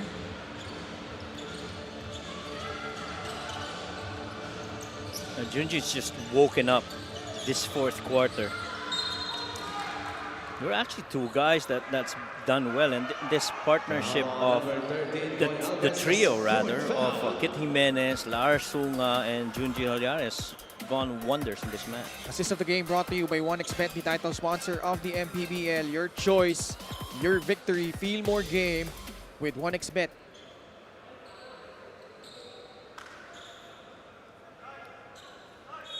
Under 6 minutes to go. Crucial start to the fourth quarter, really swinging this momentum. Oh! Big shot from Aaron Morante. Talk about responding to adversity. He committed 2 quick turnovers, comes back, sinks a 3. 6 points for Aaron Morante to go along with the 7 assists. Double foul between Charles Caliano and Aaron Morante. May we request all players to stay in front of your respective benches. Both teams are advised to observe. Let's see what happened here. This was away from play, and this was the 3-point shot. Yeah. Kakapasok lang, Aaron Morante. Most probably, Caliano didn't know that Aaron had that in his bag. It's one of the really good 3-pointers here for Pasig.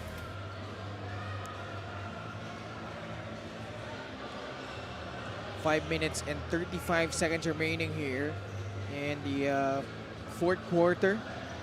If you just tuned in, Pasig was pretty much in the driver's seat up until midway in the third period.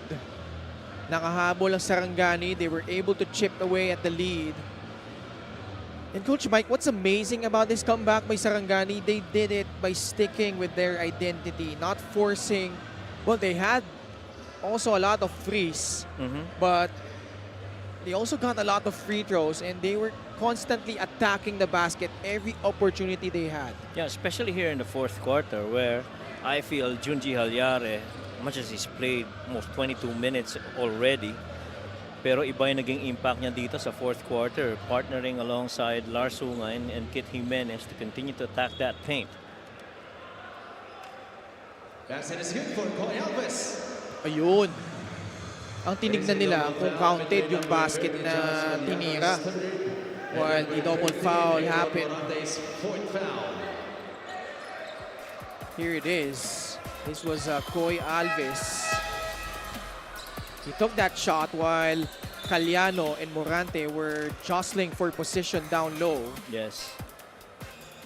And Galliano obviously is really just trying to get into the mind of Aaron Morante. Oh. And he's got to watch it if you're Aaron. Your team is down right now and you got to stay composed. Oh, Caliano stealing his pocket. Charles Caliano goes up strong for the finish plus a foul. More frustration here for Aaron. He got bodied up. Ball got stolen away from him, and Caliano was off to the races, creating that little contact, a little arm extension, but Aaron got beat. Sabi ni Coach Aldrin, may hatak daw eh.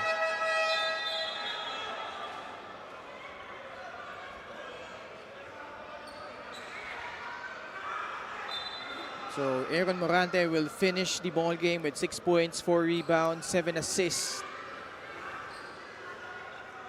And yeah, that's what Coach Aldrin was trying to point out. And there was a grab on Aaron. But on that, in that situation of that steal, it sure looked like clean pickpocket by Caliano. One might look at that arm extension, though, of Caliano. I didn't see so much of a grab. Unless it was a previous play, previous to that steal by Caliano. So, yeah, this crucial run then, again, 25-10 so far this quarter. It's just been the story. The fourth quarter's scoring has pretty much done them in. This is a 26 assist game versus the 23 of Pasig. Siya consistent yung Sarangani. Kahit pa sila yung naghahabol for the majority of the game. 22 in the first, 22 in the second quarter as well, 24 in the third. And then here, currently, 25 points. And it really looked more like they wanted it more here, especially in the second half. And let alone that start of the fourth quarter.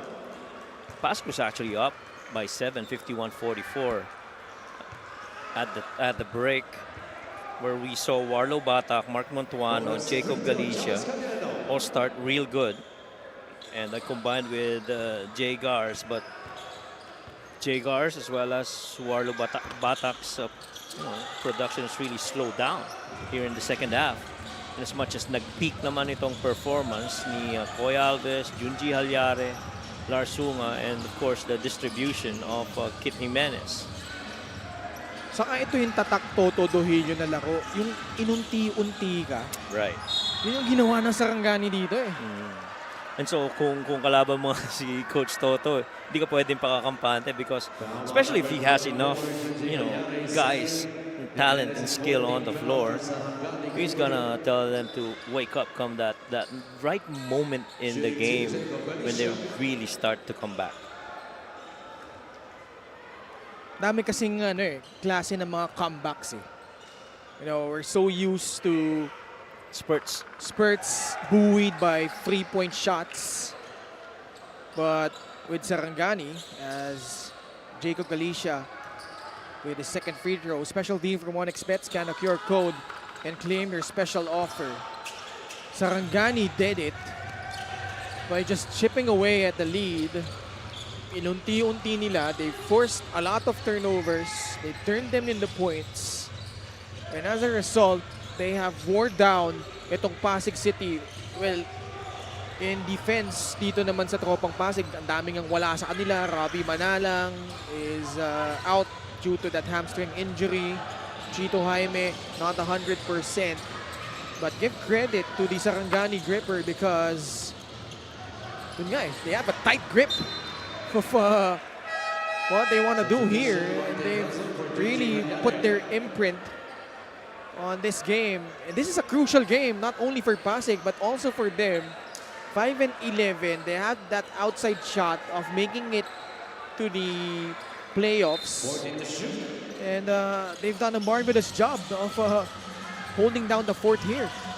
Pretty much what they've done, especially here in the second, is to play a lot of defense, which they got into the passing lanes, got a lot of steals, turned them into points, and then attacked the paint. And in so doing, they got fouled a lot, and so they went to the line so much more than that of Pasig. The attempts alone, that's almost double. 18 free throws awarded to Pasig, while there's 36 awarded to Sarangani, to which they made 72% of it, which is roughly a plus 16 advantage for Sarangani in that department. And so now you've got Rocky Asidre still continuing to lead away for Pasig, making his fourth triple after 7 attempts. But he's got to find other guys help him out in scoring. Yeah, but timeout with 3 minutes and 41 left. Sarangani still up by 11 points.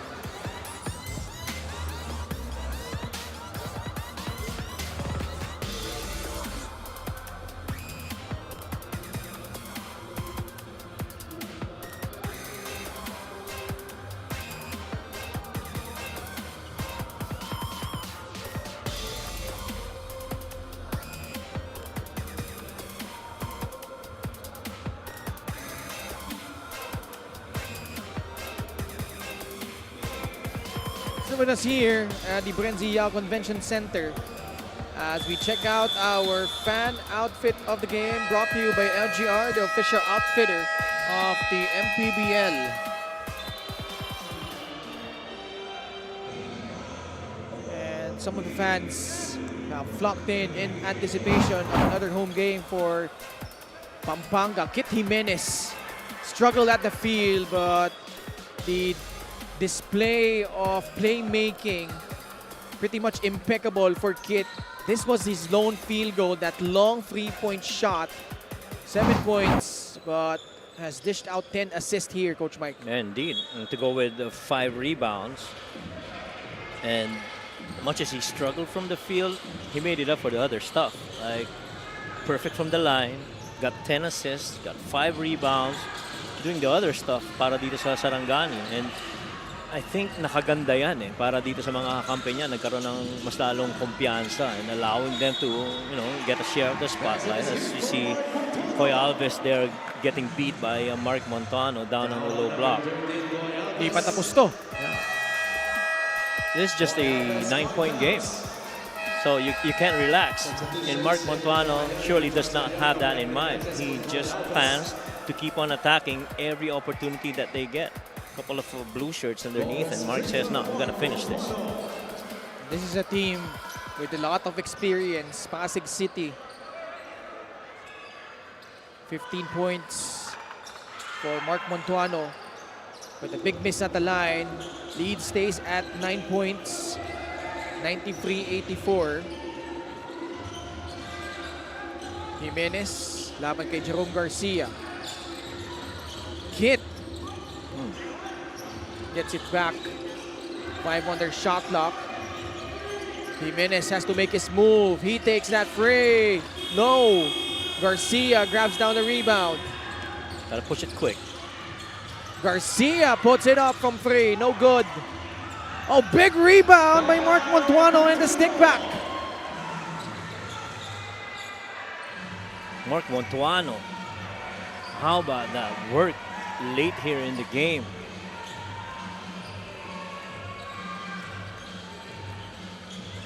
Seven-point lead for Sarangani. Nakaagaw si Jacob Galicia. But intercepted by Kit Jimenez. Leads this layup by Martin Gozom. Wow, and really just Kit doing the other things here. Second steal of the game, another assist. 11 assists already, right? Oh. That was a potential 4-point swing there. Could have cut it to 5 instead because of that turnover. Lead back up to 9. Up and under move by Mark Montuano. Mark's going to work now. This is just a 7-point game. Yes, it is. Yeah. 95-88. They're going to need a good stop round here. Both teams on penalty, so you got to defend without fouling. That's not going to go. You got to run it. 1:32 left. Jaime, this is big for 3. No good. Jimenez with a rebound. Kicks it out to J. Mark. Jaime collects another board. 15 rebounds for Chito Jaime.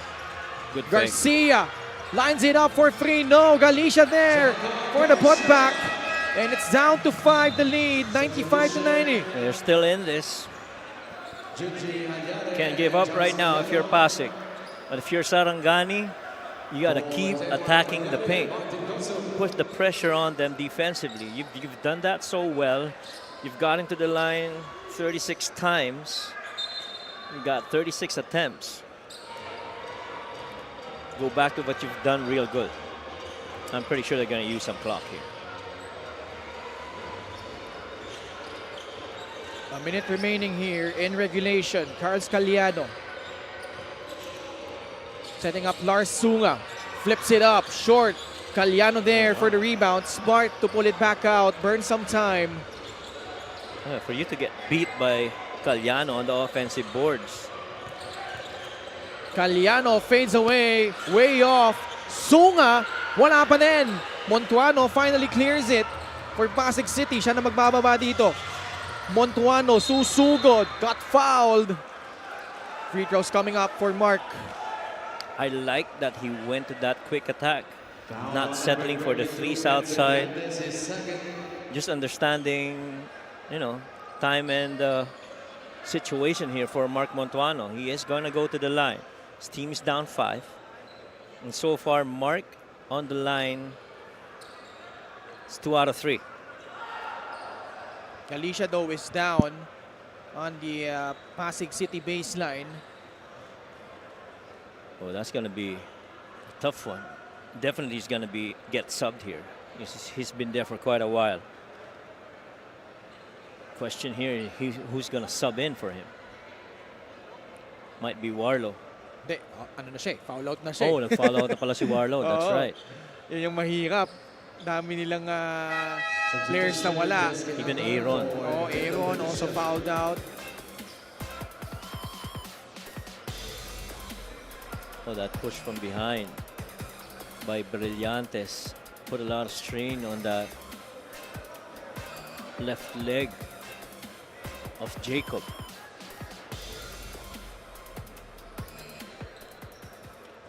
Oh, malaking tanong dito, sinong papalit dyan? 2 free throws, Mark He's had Montuano. a superb outing. Jacob Galicia, 17 points, 12 rebounds.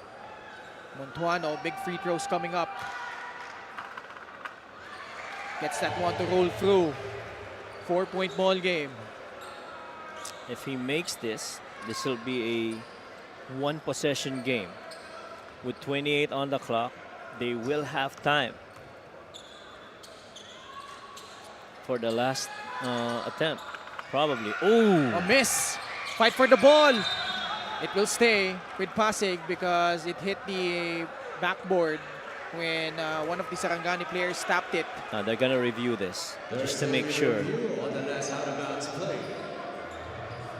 So they will. This is a big review coming up. 26.6 seconds, and Coach Aldrin can still map up a play See that without right using here. a timeout. Yeah, missed rebound. Ball gets tipped.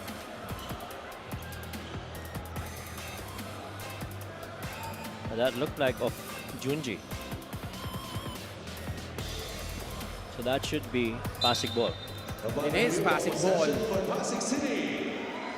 This is very important because a basket here, whether it's a 2 or a 3, will make this a one-possession ball game. You know what makes this tricky? This is a baseline out of bounds. It's one of the toughest inbounds to defend against because you have everybody turning their backs either to the guys that they're defending or to the towards the ball. Kasi Coach Aldrin nag-map out na ng play doon. Elevator. Asidre for free. Short. The tap. Hilatan gets it. Still enough time. 20 seconds left. Asidre frees himself up for a free. Wala pa din. Jaime. Up fake. Fouled. And 2 free throws coming up for Chito. And right now they're claiming that's a hit on the face. Sure looked like it. 13.4 seconds remaining. A couple of threes from Rocky not going in. But how about yung sipag na kumuha ng offensive rebound nito ni Chito Jaime? Chito has how many offensive rebounds already in this game? He got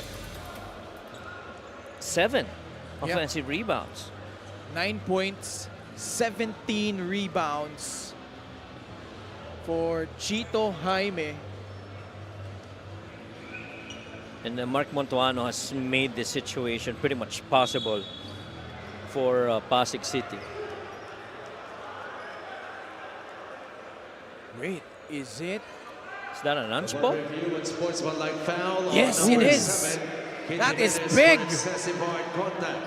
Because 2 free throws And the ball. plus ball possession for Pasig City.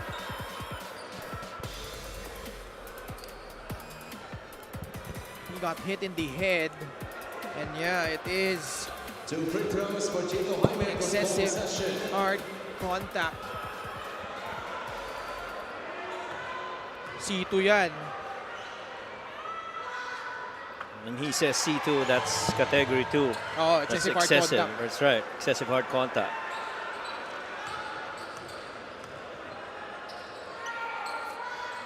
Jaime with a double-double, but a big miss. But this is a one-possession ball game. Pasig has 2 timeouts remaining, although they were already mapped out a play during that free throw and then a review. If you're Pasig, don't need to go for a free just yet. That's right. Oh, there's a slip. Montuano catches. Goes inside. A steal here by Sarangani. Well, they were saying they got Chito Jaime already on top. Wow. Di nakita ni Mark Montuano. But it was just too tempting not to give up that ball over to Mark. As he was free pretty much. Because Galliano cleared out and he was really left with the Brillantes to contend with. And Galliano really just stepping in and Mark lost that grip. Oo. Saka split second late yung pase. That's right. Yung sinasabi mong slip na libre si Mark Montuano, hindi niya agad nakuha yung bola. Right. And so the timing of the pass really mattered at that. Although you have to give credit also dun sa defender, dun sa inbounder, making it hard Correct. for that pass. Correct. And so that's what the defender on the inbounder has done, really just to delay that vision and not to immediately allow that vision of that cut underneath by Mark. So nalibre man si Mark dahil nga ang ganda nung pagkaka-defend dun sa inbound, hindi rin naihatid sa kanya in time. And that, you know, those are the little things that could really make the difference in a tight contest, Coach Mike. Yeah. And not to mention that missed free throw by Chito Jaime. Chito is pretty much a 50% free throw shooter. Hard to imagine that he is, considering how good he is from 3. Pero kung pumasok yung pangalawang free throws na yon, that would have been a different pressure defensively for Sarangani. Foul number 28, Chito Jaime, penalties, 4th foul. Normal foul Shooting 2, against Pasig. Junji. Alyari at the line. Good on the first free throw. Junji Alyari, 61% free throw shooter. 8.7 rebounds, 2 of 4 tonight at the line. Pretty much for assurance here, the second one. Sablay. Jay Gars runs the length of the floor. Jaime puts it up for 3. It's good. They're still alive. 3.1 seconds remaining. Oh, wow. This game refuses to end. Timeout by Sarangani, their last of the ball game. He missed that second free throw. It's off to the races. Jagar's quick thinking and the quick decision of Chito Jaime not to look elsewhere but to find himself available for that 3. 3.1 seconds left. Pasig still has 2 timeouts. Okay, naka-box lang tayo. Naka-box lang tayo ha. So ready ha. Ito, fake screen ka lang ha. I-fake screen lang to. So pag fake ng screen dito, lalabas ka. Okay? So tingin mo kaagad ha. Isang magandang screen, baka magsuswitch lang yan ha. Isang magandang screen. Ken, kunin mo to ha. Ano? Lars na. Ipaport agad ha. So dinan mo lang tapos lalabas ka. Sino yung bago? Ganun mo lang. Kaya naman mangyari. Wala na 5 seconds. Huwag ka lang papasok. They practically want that ball on the hands of Lars Sunga underneath. So somebody's gonna provide a fake screen, and I'd like to think come back to the ball, and once he gets it, which to me, based on how they discussed it, looks like would be Lars Sunga. He's the guy that's had the most trips to the line. He's 7 out of 10 from there. Wala ng timeout ang Sarangani. Pasig still has 2. Inbound, Junji. You need a quick foul, Pasig. And they foul Lars Sunga with 1.4 seconds remaining. Not sure if they will put on some time back on the clock. Yes, agree. They might want to review this and add a little bit more time. As soon as he got that ball, he quickly got fouled. Mahalaga yan para sa Pasig because there's that option of Sarangani of just missing the second free throw, not to allow Pasig to call timeout here. Yeah. So whether you make the first one or you miss it, you most probably would want to miss this other shot, considering where the ball is and the amount of time that's left on the game. This has to be, if that's the time that's left, by the time you secure the rebound, it almost feels like you got to hoist it up already. Maybe that slim chance for one dribble before a heave. And we've seen funnier things happen here. Oo. Can't discount this one yet. Siyempre, just this season, that Keanu Caballero shot. Can't commit a foul though. Both teams already in penalty. And last year, June Manzo with a Hail Mary in Bataan. And those came after missed free throws. So, you know, anything can happen here. Let's see here. Sarangani just up by 1. 2 free throws coming up for Lars Sunga. 7 of 10 from the line. They put in 0.8 seconds back on the clock. So it's 2.2 seconds remaining. It still is enough time, even if he makes both. Sunga missing the first. And looks like ang gustong gawin ng Sarangani is for Sunga To miss to the try second. yeah, miss it. Oh, Caliano grabs the rebound. And that's gonna do it. Oh, wow. The 20th offensive rebound of the Sarangani Gripper, proving to be the difference in this ball game, Coach Mike. Pretty much. Just a good rebound effort for Caliano. And he's done the little things, actually. Caliano's defended against Aaron, you know, was a huge part of that big run to start the fourth quarter. Getting that those turnovers from Aaron, getting the offensive foul off of him. Boy, what a game that was. Best player of the game is brought to you by 1xBet, the title sponsor of the MPBL. Your choice, your victory. Feel more game with 1xBet. And Lars Sunga, pretty much when they needed points in the paint, he's been the guy. He's 15 points and 4 out of 10 from the field. He's 7 of 12 from the line. And pretty much carried that load to go along with 6 rebounds and a couple of assists. And the defense really just started converging on Lars Sunga every time down the paint when he gets fed for the most part by Kit Jimenez. A gritty win by the Sarangani Gripper over Pasig City, 96-95. Let's go to Lyra. Lars, naghahabol kayo for the first 3 quarters pero bumawi kayo sa fourth quarter. Anong adjustment ang ginawa nyo? Nag-run lang kami kasi yung first half namin, mababa yung energy namin. So, pagpasok namin ng dugout, kinausap kami ni coach na kailangan bago matapos yung third, lamang na kami. So, ayun, tinarbaho namin yung third na lumamang kami para yung energy namin pagdating ng fourth, tuloy-tuloy na. With this crucial game, ano pa ang tatrabahuhin nyo sa inyong next matchup kontra Pampanga? Ayun lang, lagi kasi kaming slow start So, kailangan yung energy namin andun na para hindi kami mababaon and hindi kami umahabol. Kailangan strong start kami palagi and yung mga turnover namin. Lars, any greetings? Binabati ko nga pala yung family ko sa Pandakan, yung mama at papa ko, yung dalawa kong kapatid, and yung girlfriend ko nanonood si Andrea, and family ko sa Pangasinan, yung lola ko, and yung mga tropa ko sa Pandakan, yun lang po. And sila, coach dyan, yung mga coach, and thank you po kay God na binigay sa amin yung panalo. Maraming salamat and congratulations, Lars Sunga of the Sarangani Gripper. Our best player of the game is brought to you by 1xBet, the title sponsor of the MPBL. 1xBet, your choice or victory. Feel more game with 1xBet. Back to you guys. Maraming salamat, Lyra. And up next, the showdown between the Pampanga Giant Lanterns versus the rejuvenated Cebu squad. Kaya magbabalik po ang Maharlika Pilipinas Basketball League, ang liga ng bawat Pilipino. Don't go away.